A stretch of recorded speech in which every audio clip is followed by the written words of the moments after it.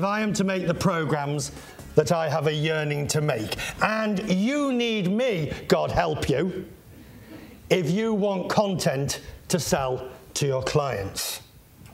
We both sides of this equation strive for quality, because without quality, both of us are out of luck. That each successive loop in a spiral is exponentially more difficult to pull out of. And you can take a year with a deflationary spiral. That second year is going to be 4 times as hard, etc., right? And he said by the third spiral, you're not coming out.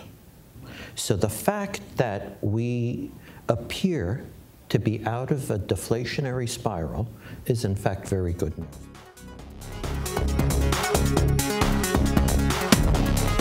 We need to build playful organizations or they won't grow. Google is proof of that. Many other brands are proof of that.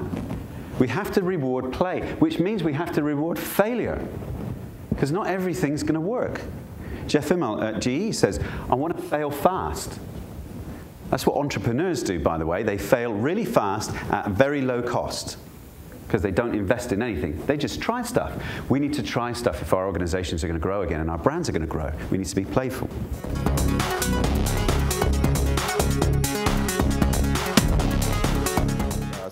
How this new normal has changed their businesses. And I've specifically asked them to share 3 things that they're doing differently today as a result of many of these changes that we're hearing about. So that the possibilities for imagination and insight and what's next and the new world and the new horizon, all of those possibilities are infinite, but resources are finite.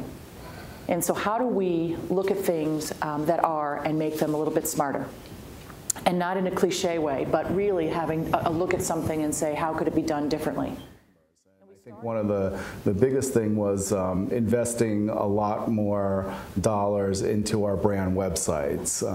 We see our consumers are becoming, you know, they're just so much smarter today. You can go online and research a product and look at, you know, 6 different websites. You can look at 12 different, you know, reviews. You can compare the prices, you know, right online, and then you can buy the product all within a matter of minutes. So it's a phenomenon that, you know, that is here to stay and growing quite quickly. The idea of marketing and communications playing a more important role at the C-suite really got elevated during the crisis. So we find ourselves developing strategies that are really being born at a much more senior level and then driven down through and across the organization, as opposed to kind of a siloed function within. You have to complete your digitization. You have to put all the information that you have out there where people can get it. The world's changed from push to pull, so just put everything out there, let them go get it.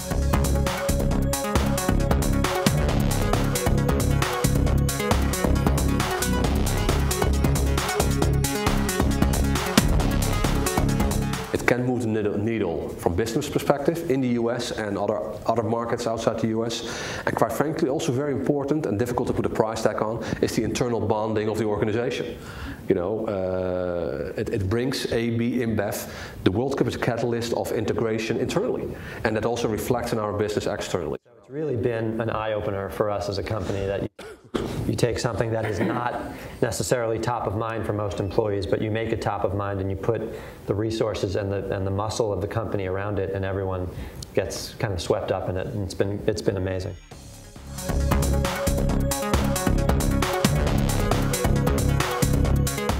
Tell us a little bit about what, if anything, has changed for you coming out of the crisis, since we're all talking about new normal and reset world. From an advertising standpoint, this is a really good time where our balance sheet is doing pretty good.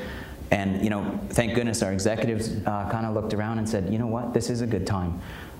The rates were pretty good.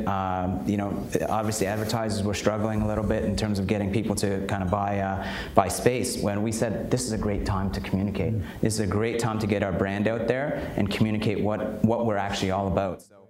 But we feel it's a little bit too early right now to really make a big marketing or branding effort on behalf of the name Tata. So what we decided to do is sort of limit the people that we're reaching out to on that. They include people like you all, actually marketing specialists. They include legislators and government people in Washington. They include media people, university people, people who we think are going to have something to say about the way the Tatas are going to be received in this country.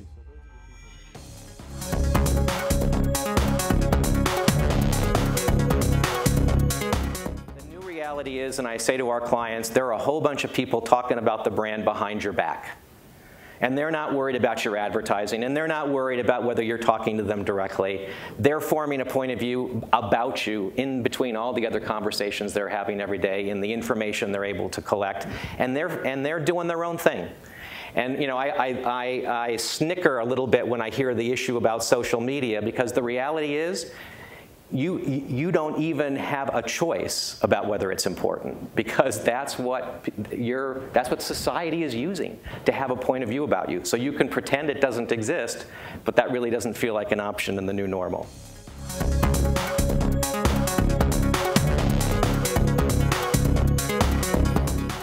Mike Ovitt's greatest pitch, aside from creating some of the talent that he did, was getting the Coke business away from Madison Avenue. And he used exactly that point to get it. The line that closed it was, I believe, why would you go to the guys that interrupt programming? Why wouldn't you go to the guys that create it? Women, part of the aspiration of fashion is really the meeting point with the brands. So it's when you see somebody else in something great, you say, oh, who makes that jacket? Who makes that shirt? Where did you get your hair cut? What lipstick is that? All those questions that are endemic to our business were a great place to add in brands. So we started looking at it and saying, okay, great. Let's get a mega fashion house behind this like Macy's. Let's get a great beauty makeup brand behind it like L'Oreal. So when you go on the show, when Heidi says, let's go to the L'Oreal makeup room, it's seamless. It doesn't feel like it takes you out of the moment. All of what makes brand integration work well is that it has to be authentic. You know, one of the reasons why it works is that entertainment programming has talent, it has shows, it has network brands that are already part of a consumer's life and are already authentic to the consumer. And when you can attach a marketer's brand in an organic, authentic way to the brand that the consumer already recognizes, whether it's the actor or the show or the network, then the impact of the advertising, as measured by things like brand recall or brand favorability or word of mouth, always goes up if it's done well. The burden, I think, for marketers and advertising agencies and so on is to figure out how to make their content, the content that they kind of wrap their brand message in, as compelling as the content that they're overlaying onto. Otherwise, consumers are likely to screen it out. Consumers are going to go to media where there is a less kind of proliferation of that type of advertising, and that's going to obviously continue to kind of erode our ability as marketers to kind of find audiences.